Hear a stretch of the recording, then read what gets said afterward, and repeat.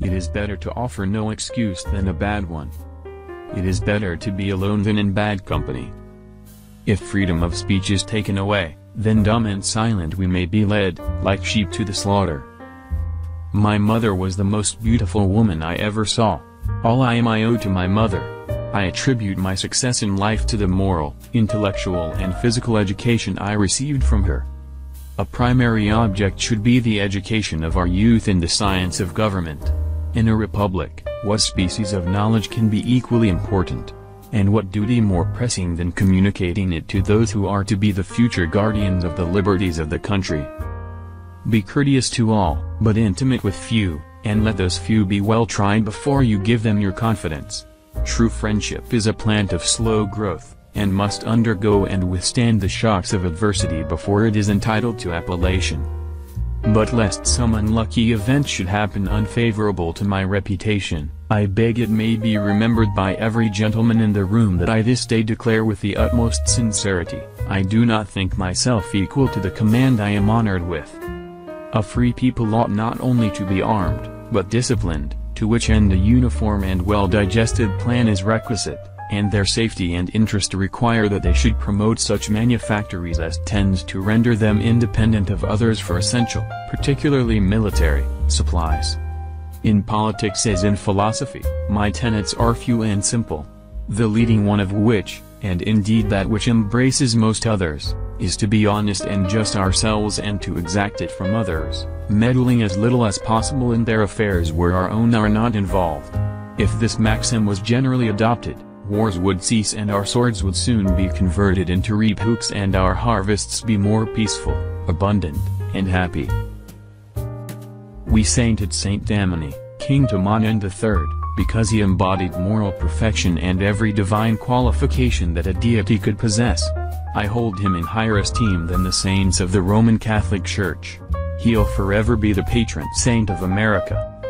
However, political parties may now and then answer popular ends. They are likely in the course of time and things, to become potent engines, by which cunning, ambitious, and unprincipled men will be enabled to subvert the power of the people and to usurp for themselves the reins of government, destroying afterwards the very engines which have lifted them to unjust dominion. 99% of failures come from people who make excuses. Human happiness and moral duty are inseparably connected. I hope I shall possess firmness and virtue enough to maintain what I consider the most enviable of all titles, the character of an honest man. There is nothing which can better deserve our patronage than the promotion of science and literature. Knowledge is in every country the surest basis of public happiness. Perseverance and spirit have done wonders in all ages. Labor to keep alive in your breast that little spark of celestial fire called conscience.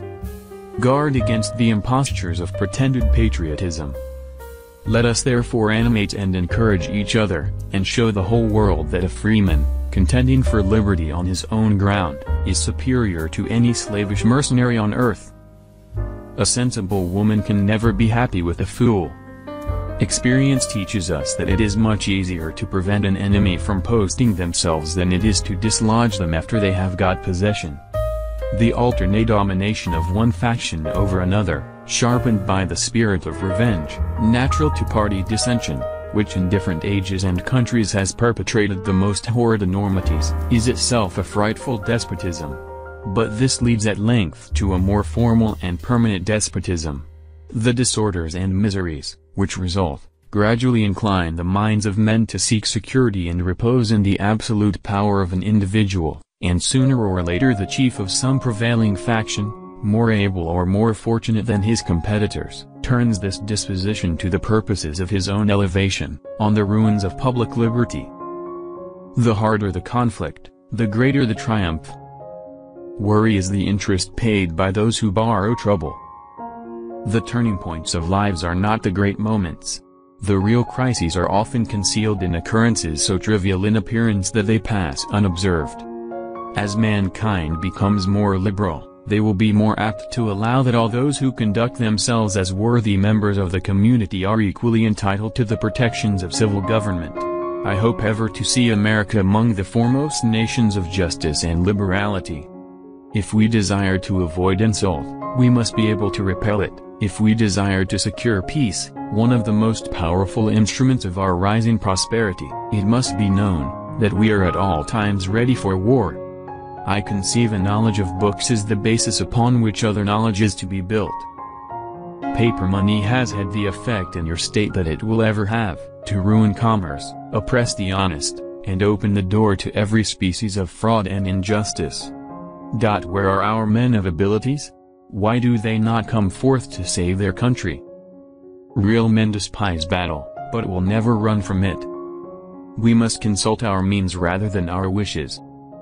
Be courteous to all, but intimate with few, and let those be well tried before you give them your confidence. Citizens by birth or choice of a common country, that country has a right to concentrate your affections. The name of American, which belongs to you, in your national capacity, must always exalt the just pride of patriotism, more than any appellation derived from local discriminations. To persevere in one's duty, and be silent is the best answer to calumny. No people can be bound to acknowledge the invisible hand which conducts the affairs of men more than the people of the United States. Every step by which they have advanced to the character of an independent nation seems to have been distinguished by some token of providential agency. It is now no more that toleration is spoken of, as if it was by the indulgence of one class of people, that another enjoy the exercise of their inherent natural rights. For happily the government of the United States, which gives to bigotry no sanction, to persecution no assistance, requires only that they who live under its protection should demean themselves as good citizens. One of the expedients of party to acquire influence, within particular districts, is to misrepresent the opinions and aims of other districts.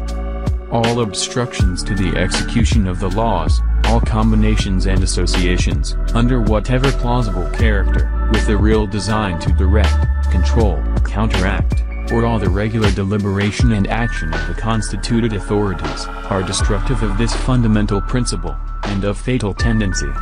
They serve to organize faction, to give it an artificial and extraordinary force, to put, in the place of the delegated will of the nation the will of a party, often a small but artful and enterprising minority of the community, and, according to the alternate triumphs of different parties, to make the public administration the mirror of the ill-concerted and incongruous projects of faction, rather than the organ of consistent and wholesome plans digested by common councils and modified by mutual interests. The bosom of America is open to receive not only the opulent and respectable stranger, but the oppressed and persecuted of all nations and religions, whom we shall welcome to a participation of all our rights and privileges, if by